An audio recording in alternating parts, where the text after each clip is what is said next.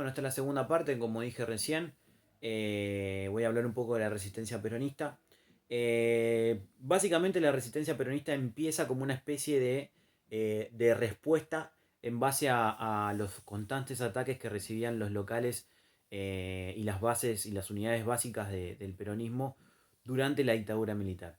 En un principio no hubo esta cuestión de hostigamiento hacia el peronismo, sí cuando asume Aramburu se crean unas fuerzas eh, parapoliciales y también el radicalismo participaba de esto, la juventud radical participaba de grandes destrozos a locales que pertenecían al peronismo y obviamente ya se empieza a generar una cuestión tensa para con el peronismo, digamos, la juventud peronista seguía respondiendo a Perón, digamos, veía en él el líder que fue durante sus presidencias y después de estos ataques lo que sucede es que ya se empieza a gestar desde las mismas fábricas una especie de respuesta, a veces armada, de parte del sector trabajador.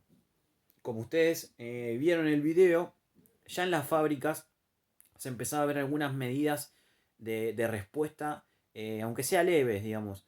El simple hecho de romper una máquina a propósito, el simple hecho de hacer una huelga conjunto, el simple hecho de atrasar una producción por 2 horas, eso traía entorpecimiento en el sistema fabril que se estaba desarrollando en el país, pero obviamente los obreros respondían a su máximo líder, que era Perón, ¿no? Esto demuestra claramente que incluso desde el exilio, Perón podía manejar claramente a un gran porcentaje del país porque hasta ese momento los trabajadores eran mayoría en el sistema y obviamente eran mayoría a la hora de votar. Es por eso que más adelante vamos a ver qué tipo de alianza se produce con el peronismo. Ya repasé recién todo lo que es el movimiento obrero, cómo va estableciendo una especie de resistencia. Y también de parte del peronismo, pero no del sector obrero, sino de sectores paralelos de respuesta, grandes líderes sindicales y grupos que pertenecían a los militares, comienzan a ser grupos armados que respondan de manera violenta ante los ataques que recibían constantemente de parte del radicalismo. Digamos, la figura de John William Cook, que ustedes ven, es un gran líder de la juventud peronista que se pone al hombro la lucha armada, ¿no? Esto de no permitir que se abusen de la pacificidad que había hasta ese momento por parte del peronismo, digamos. Comienzan a instalarse bombas, digamos, comienza a haber una respuesta armada de parte del peronismo y esto también está bueno marcarlo, ¿no?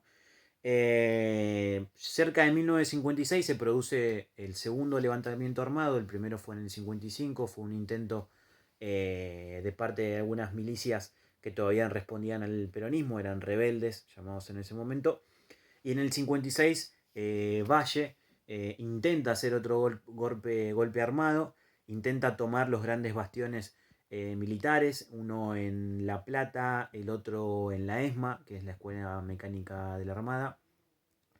Eh, y con el correr del día, fue en todo esto en un solo día, a la madrugada, logran primero reducir a los rebeldes que habían intentado tomar esos grandes bastiones militares para poder asegurar y poder establecer la vuelta de Perón de una manera segura. Pero, como dije recién, Valle, con todos los rebeldes que estaban eh, luchando en contra del gobierno, son capturados y fusilados tiempo después por la ley marcial. ¿Sí? La ley marcial, que es la que instala la revolución libertadora, que manda a fusilar a aquellos que se levantaron en armas.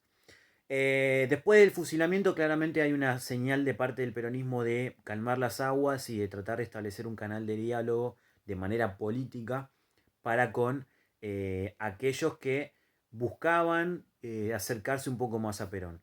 Uno de ellos, obviamente, fue la figura de Frondizi. Eh, Frondizi era un líder radical. Básicamente, hago un repaso por esto. El radicalismo se partió en dos por diferencias políticas a la hora de entablar relaciones con Perón o no. Esto le trajo la división que se produjo después. La Unión Cívica Radical Intransigente, que estaba dirigida por Frondizi, y la Unión Cívica Radical del Pueblo, que estaba dirigida por Balbín. Eh, casi como el sector militar, dos posturas muy claras. La primera, la de Frondizi, buscaba establecer un canal de diálogo con Perón. Primero porque Frondizi veía que sin el peronismo no se podía gobernar. Y segundo, porque también veía que el pueblo seguía pidiendo y seguía buscando a ese líder que era Perón, pero que hasta el momento no iba a poder volver. Previamente a esto, en 1957, ya se van gestando se van consolidando segundas y terceras líneas de delegados eh, trabajadores que van surgiendo como nuevas figuras del peronismo. Esto está bueno entenderlo para entender cómo el peronismo dura tanto tiempo, ¿no? Este movimiento se caracteriza principalmente por la doctrina, ¿no? La doctrina se fue transmitiendo de generación en generación y está bueno ver cómo segundas y hasta terceras generaciones de trabajadores de fábricas y de dirigentes sindicales se van transmitiendo unas a otras esta este sentimiento y también este liderazgo político que se sentía, porque hay chicos que ni siquiera lo habían visto a Perón en el poder y que ya estaban respondiendo a un hombre que, inclusive desde el exilio y todo, seguía dominando la escena política constantemente. Como dije recién, el sector militar, ya una vez que trata de calmar las aguas, busca ordenar institucionalmente al país. Veía con buenos ojos tratar de llamar elecciones. El primer simulacro de elecciones que hubo fue con la votación para derogar la ley, la reforma constitucional del 49, que básicamente la consideraban una constitución peronista por, bueno, distintas leyes, distintos artículos que básicamente, por ejemplo, buscaban derogar el artículo que regule la ley laboral, ¿no? Esta ley tan importante que permitía que a los trabajadores y a los obreros le contemple todos sus derechos, obviamente, ¿no?